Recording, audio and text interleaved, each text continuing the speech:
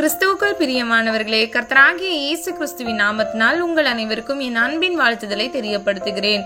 கர்த்தருடைய பெரிதான கிருபையினால தரித்திரம் மாறும் அல்லது வறுமை மாறும் என்ற தலைப்பின் கீழ் நாம் இன்று தியானிக்க போகிறோம். ஆதார வசனம் 2 கொரிந்தியர் 8வது அதிகாரம் 9வது வசனம். ஐஸ்வர்யவான்களாகும்படிக்கு உங்கள் நிமித்தம் தரித்திரரானாரே. ஹல்லேலூயா. பிரியமானவர்களே, நாம் ஒவ்வொருவரும் ஐஸ்வர்யவான் ஆகும்படிக்கு அவர் தரித்திரரானார். யார்? கர்த்தராகிய இயேசு கிறிஸ்து நம் ஒவ்வொருவருக்காக இரத்தம் சிந்தினார், பாடுபட்டார், நம் ஒவ்வொருவருக்காக தரித்திரரானார். ஏன் தெரியுமா? நீங்களும் நானும் ஐஸ்வர்யவானாய் வாழும்படியாக, சம்பூரணமாய் நம்முடைய வாழ்க்கையில் எல்லா விதமான ஆசீர்வாதங்களின்படி நிறைந்திருப்பதற்கு கர்த்தராகிய இயேசு கிறிஸ்து சிலுவையில் தன் ஜீவனை கொடுத்தார். அவர் நமக்காக தரித்திரரானார் என்று நம்ம பார்க்கிறோம். பிரியமானவர்களே, தரித்திரம் என்று சொல்லப்படுகிற வறுமையின் பிடியில் சிக்கி அநேக குடும்பங்கள் கலங்கி கண்ணீர் வடித்துக் கொண்டிருக்கிறது. இந்த தரித்திரத்தை நம்மை விட்டு அகற்றி ஐஸ்வர்யவான்களாக மாற்றும்படிக்குத்தான் கர்த்தராகிய இயேசு கிறிஸ்து சிலுவையில் தரித்திர கோலமானார் என்பதை புரிந்து கொள்ள வேண்டும். புரிந்தது மாத்திரமல்ல, நாம் விசுவாசிக்க வேண்டும். ரோமர் 10வது அதிகாரம் 12வது வசனம்.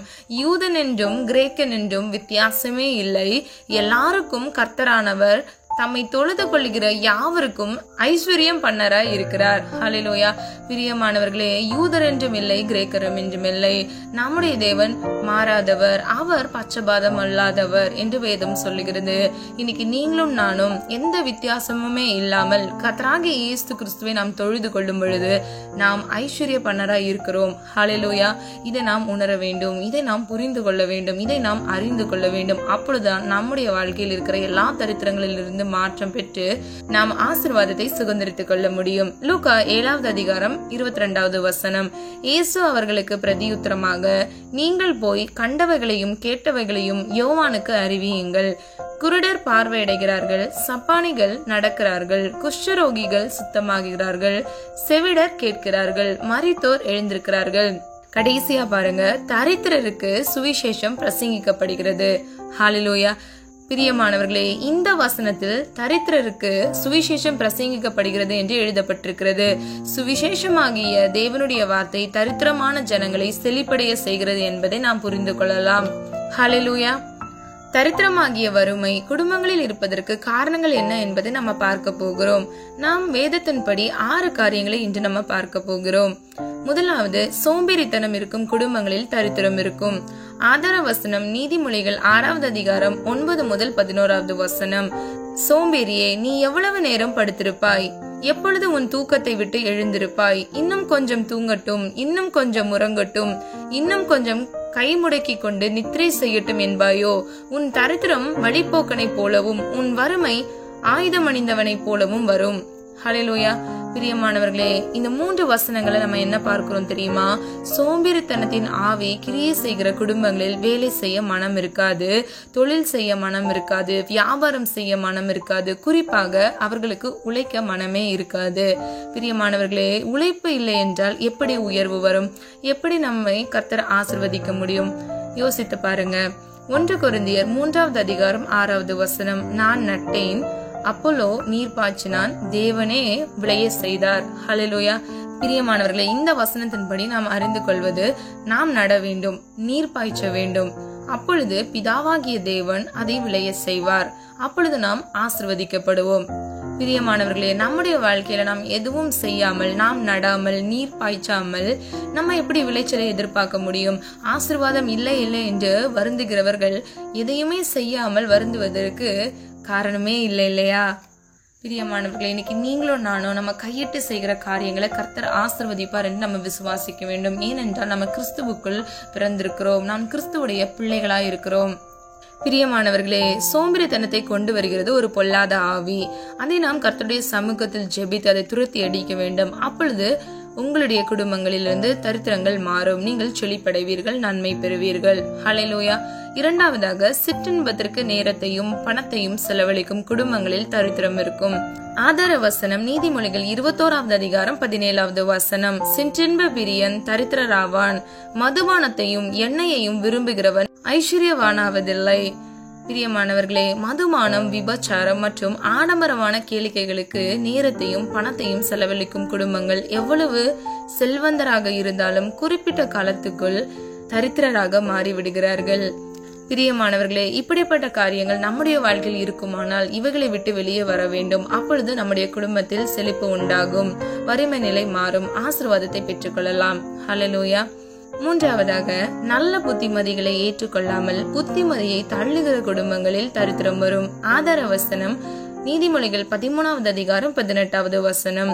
புத்திமதிகளை தள்ளுகிறவன் தரித்திரத்தையும் லட்சையும் அடைவான், கடிந்து கொள்ளுதலை கவனித்து நடக்கிறவனோ கனம் அடைவான். ஹல்லேலூயா. பிரியமானவர்களே, இன்றைய வாலிப பிள்ளைகளை பாருங்க. தாய் தகப்பன் சொல்லுகிற புத்திமதிகளை கேட்பதில்லை, ஆசிரியர்கள் சொல்லுகிற புத்திமதிகளையும் கேட்பதில்லை.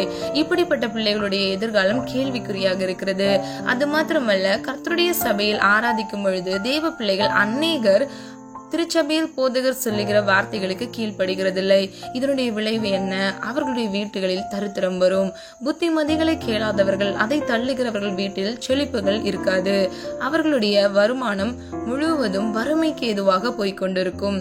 பிரியமானவர்களே, நாம் ஆசீர்வதிக்கப்பட வேண்டும் என்றால் புத்திமதிகளுக்கு முக்கியத்துவம் கொடுக்க வேண்டும். அதை கேட்டு நாம் சீர்படுத்த வேண்டும். ஹல்லேலூயா.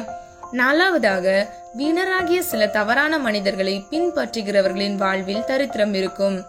ஆதார வசனம் நீதிமொழிகள் 28வது அதிகாரம் 19வது வசனம். வீணரை பின்பற்றுகிறவனோ வறுமையால் நிறைந்திருப்பான். ஹல்லேலூயா. பிரியமானவர்களே, இந்திய வாலிப சமுதாயத்தை பாருங்க. தவறான மனிதர்களை பின்பற்றுவதன் மூலமாக அவருடைய வாழ்க்கையில வறுமை வந்து விடுகிறது. சில பைக் ரேசர்களை பின்பற்றுகிறார்கள். அவர்களை போல விலை உயர்ந்த பைக்கை வாங்கி கண்ணா பின்னா என்று ஓட்டி பின்பு அவர்களுடைய பெற்றோர்கள் கண்ணீர் வடியத்தக்க அவர்கள் வாழ்க்கையை அழித்து விடுகிறார்கள். பிரியமானவர்களே, நம்ம தவறான மனிதர்களை பின்பற்றக்கூடாது. நாம் யாரை பின்பற்ற வேண்டும் தெரியுமா? நம் கர்த்தராகிய இயேசு கிறிஸ்துவை பின்பற்ற வேண்டும். அவரை போல நம்ம வாழ்க்கையை வாழ வேண்டும் என்று நாம் ஒப்பு கொடுக்க வேண்டும். நம்ம தவறான மனிதர்களை பின்பற்றி அழிந்து கொண்டிருக்கிற இந்த வாலிப பிள்ளைகளுக்காக பெற்றோராகிய நீங்களும் விசுவாசிகளாகிய நாம் ஒவ்வொருவரும் நாம் ஜெபிக்க வேண்டும். அப்பொழுது இதிலிருந்து அந்த பிள்ளைகளை நாம் காப்பாற்றிக் கொள்ள முடியும். ஹல்லேலூயா. ஐந்தாவதாக, பதறுகிற குணம் உள்ளவர்கள் வாழ்வில் தரித்திரம் இருக்கும். ஆதார வசனம் நீதிமொழிகள் 21வது அதிகாரம் 5வது வசனம். ஜாக்கிரதை உள்ளவனுடைய நினைவுகள் செல்வத்திற்கும் பதறுகிறவனுடைய நினைவுகள் தரித்திரத்திற்கும் ஏதுவாகும். பிரியமானவர்களே, சில பேரை பார்த்தீங்க அப்படின்னா ரொம்ப பதட்டத்தோடயே இருப்பாங்க. அவங்களால பொறுமையா ஒரு காரியத்தை செய்யவே முடியாது. இப்படிப்பட்டவர்களுடைய வாழ்க்கையில் வறுமை இருக்கும் என்று வேதம் சொல்லுகிறது. அது மாத்திரமல்ல, அவர்களுடைய வாழ்க்கையில் தரித்திரம் குடிக்கொள்ள ஆரம்பிக்கும். பிரியமானவர்களே, பதறுகிற குணம் உண்மையிலேயே அசுத்த ஆவியினால் உண்டாகிற ஒரு பாதிப்பு என்பதை நாம் புரிந்து கொள்ள வேண்டும். அதிலிருந்து விடுதலை பெற நாம் ஜெபித்து கர்த்தருடைய சமூகத்தில் இரக்கம் பெற வேண்டும். அப்பொழுது நம்முடைய வாழ்க்கை செழிக்கும். ஹல்லேலூயா. கடைசியாக, செலவு பண்ண வேண்டிய இடத்தில் செலவு பண்ணாமல் பிசினித்தனம் பண்ணுகிற குடும்பங்களில் தரித்திரம் வருவதற்கு வாய்ப்புண்டு. ஆதார வசனம் நீதிமொழிகள் 11வது அதிகாரம் 24வது வசனம். வாரி இறைத்தும் விருத்தி அடைவாரும் உண்டு, அதிகமாய் பிசினித்தனம் பண்ணியும் வறுமை அடைவாரும் உண்டு. ஹல்லேலூயா. பிரியமானவர்களே, நீங்கள் சிலரை உற்று கவனித்து பார்த்தால் பணம் இருந்தாலும் பொருட்கள் இருந்தாலும் சாப்பிட மாட்டார்கள், சரியாக ஆடை அணிய மாட்டார்கள். அதுபோல பணம் இருந்தாலும் பொருட்கள் இருந்தாலும் கர்த்தருக்காய் சபையில் சரியாக தசம பாகம் கொடுக்க மாட்டார்கள், காணிக்கை கொடுக்க மாட்டார்கள். இப்படிப்பட்ட குடும்பங்கள் ஒரு குறிப்பிட்ட காலத்தில் தரித்திரத்தின் பிடியில் சிக்கி தவிப்பார்கள். பிரியமானவர்களே, அதிக பிசினித்தனம் கஞ்சத்தனம் உங்கள் வாழ்க்கையில் இருக்குமானால் அதை சரிப்படுத்திக் கொள்ளுங்கள். அப்பொழுது உங்களுடைய வாழ்க்கை செழிக்கும், ஆசீர்வாதமாக இருக்கும். உங்களுடைய வறுமையிலிருந்து நீங்கள் விடுதலை பெறலாம். ஹல்லேலூயா. பிரியமானவர்களே, சொல்லப்பட்ட இந்த 6 காரியங்களையும் நீங்க நிதானித்து ஆராய்ந்து பாருங்க. இதுல 6 காரியங்கள்ல ஏதாவது உங்களுடைய வாழ்க்கையில இருக்குதா? அப்படி இருந்துச்சு அப்படின்னா நீங்க கர்த்தருடைய சமூகத்துல ஒப்பு கொடுத்து ஜெபிங்க. கர்த்தர் நிச்சயமா உங்களுடைய வறுமையை செழிப்புள்ளதாக ஆசீர்வாதமாக மாற்றுவார். பிரியமானவர்களே, 2 கொரிந்தியர் 8வது அதிகாரம் 9வது வசனத்தை வைத்து நீங்க ஜெபிக்க வேண்டும். ஐஸ்வர்யவான்களாகும்படிக்கு உங்கள் நிமித்தம் தரித்திரரானாரே. அப்போ எனக்காக இயேசு ஜீவனை கொடுத்தார், எனக்காக சிலுவையில் பாவமானார், எனக்காக அப்போ நான் ஐஸ்வர்யவான ஆகும்படிக்கு அவர் தன்னை தாழ்மையே ஒப்பு கொடுத்தார் என்பதை நீங்க அறிக்கையிட்டு நீங்கள் ஐஸ்வர்யத்துக்காக ஜெபிக்க வேண்டும். அப்பொழுது உங்களுடைய வாழ்க்கையில் இருக்கிற எல்லா வறுமை நிலையிலிருந்து உங்களுக்கு ஒரு விடுதலை கிடைக்கும். ஹல்லேலூயா. நம்ம எல்லாரும் ஒரு மனதா ஜெபிக்கலாமா? அன்பின் பிதாவே அப்பா, எங்கள் ஒவ்வொருவரையும் ஒரு கருத்துல ஒப்பு கொடுக்கிறோம் ஆண்டவரே. அப்பா, இந்த நேரத்தில் ஆண்டவரே எங்களுக்கு பல உண்மை சத்தியங்களை வெளிப்படுத்தினீர். வேதத்தின்படி நாங்கள் அதை அறிந்து கொள்ள கிருபை செய்தீர். அதற்காக உமக்கு நன்றியோடு துதிக்கிறோம், ஸ்தோத்திரிக்கிறோம் ஆண்டவரே. எங்களுக்காக, எங்கள் ஒவ்வொருவருக்காக அப்பா நீங்க தரித்திரர் ஆனீரே, அதற்காக நன்றி நன்றி நன்றி அப்பா. இந்த ஈடு இணையற்ற ஆண்டவரே உங்களுடைய திரு ரத்தத்திற்காக, சிலுவையில் நீர் சிந்தின ஒவ்வொரு ரத்தத்திற்காக நன்றி செலுத்துகிறோம் அப்பா. தகுதி இல்லாத எங்களுக்காக அப்பா நீங்க சிலுவையில் அப்பா பாவமானீரே. உமக்கு நன்றி நன்றி நன்றி ஆண்டவரே.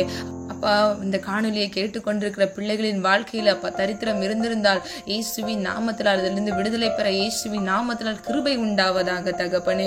அப்பா, சொல்லப்பட்ட 6 காரியங்களும் ஆண்டவரே உம்முடைய பிள்ளைகளின் வாழ்க்கையில் இருந்திருந்தால் அப்பா கர்த்தராகிய இயேசு தாமே அப்பா அதிலிருந்து விடுதலை பெற உம்முடைய பிள்ளைகளுக்கு கிருபை கொடுப்பீராக தகப்பனே.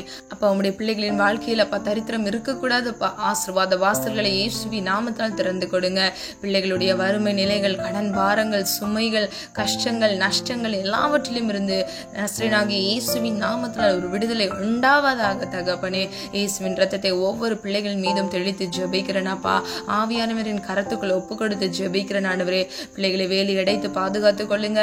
வலது இடதுபுறம் சாய்ந்து விழுந்து விடாதபடிக்கு உம்முடைய நித்திய பரிசுத்த வழியில நடக்க உம்முடைய பிள்ளைகளுக்கு கிருபை கொடுங்க ஆண்டவரே. வறுமையோடு, தூக்கத்தோடு அப்பா கண்ணீரோடு யாராவது இந்த காணொலியை கேட்டுக்கொண்டிருந்தாங்கன்னா, நாளைக்கு இவ்வளவு பணம் வட்டிக்காரங்களுக்கு கொடுக்க வேண்டும், இவ்வளவு பணம் இன்னாருக்கு நான் கொடுக்க வேண்டும், நான் கடனில் கஷ்டப்படுறேன்னு சொல்லி யாராவது இந்த காணொலியை கேட்டுக்கொண்டிருந்தாங்கன்னா, கர்த்தர் தாமே பிள்ளைகளுக்கு இறங்குவீராக தகப்பனே. ஒத்தாசை வரும் பர்வதத்துக்கு நேராக எங்கள் கண்களை ஏறெடுத்து ஜெபிக்கிறோம் அப்பா. உம்மால் கூடாத காரியம் ஒன்றுமில்லை ராஜா. அப்பா, உம்முடைய பிள்ளைகளுக்கு அப்பா தகப்பன் தாமே ஆண்டவரே ஒரு அற்புதங்களை கட்டளையிடுவீராக தகப்பனே. எல்லா தேவைகளையும் சந்திங்க ஆண்டவரே. பிள்ளைகளை திடப்படுத்துங்க. இந்த வறுமை சூழ்நிலையில் இருந்து செழிப்புள்ள தேசத்துக்கு அவர்கள் கடந்து வர கர்த்தர் தாமே அவர்களை இயேசுவின் நாமத்தினால் ஆண்டவரே ஆசீர்வதித்து வழி நடத்துங்க அப்பா. வழிகளை திறந்து கொடுங்க அப்பா. வறுமையில் கஷ்டப்படுகிற ஒவ்வொரு பிள்ளைகளுக்கும் ஆண்டவரே அப்பா உதவி கரங்களை எழுப்பி கொடுங்க தகப்பனே. யாரை கொண்டு உதவி செய்ய கர்த்தருக்கு சித்தமோ அவர்களை கொண்டு இயேசுவின் நாமத்தினால் உதவிகளை கட்டளையிடும்படியாய் ஜெபிக்கிறேன். ஆசீர்வதிங்க, பொறுப்படுத்திக் கொள்ளுங்க அப்பா. செழிப்புள்ளவர்களாய், ஐஸ்வர்யவான்களாய், உம்முடைய பிள்ளைகளாய் அப்பா ஆசீர்வதிக்கப்பட்ட சந்ததியாய் இவர்கள் மாத்திரமல்ல, இவர்களுக்கு பின்வருகிற தலைமுறைகளும் ஆசீர்வதிக்கப்பட இயேசுவின் நாமத்தினால் ஆசீர்வதிக்கும்படியாய் ஜெபிக்கிறேன் தகப்பனே.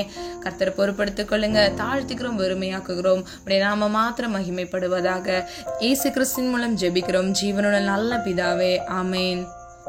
கர்த்தராகிய தேவன் தாமே உங்களுடைய வாழ்க்கையை வெளிச்சமாய் மாற்றி உங்கள் ஒவ்வொருவருடைய வாழ்க்கையிலும் வறுமையை நீங்கி நீங்கள் எல்லாரும் செழிப்புள்ள ஐஸ்வர்யவான்களாய் வாழ்வதற்கு கர்த்தர் தாமே கிருபை செய்து உங்களுக்கு ஆசீர்வாதங்களை கட்டளையிடுவாராக. God bless you.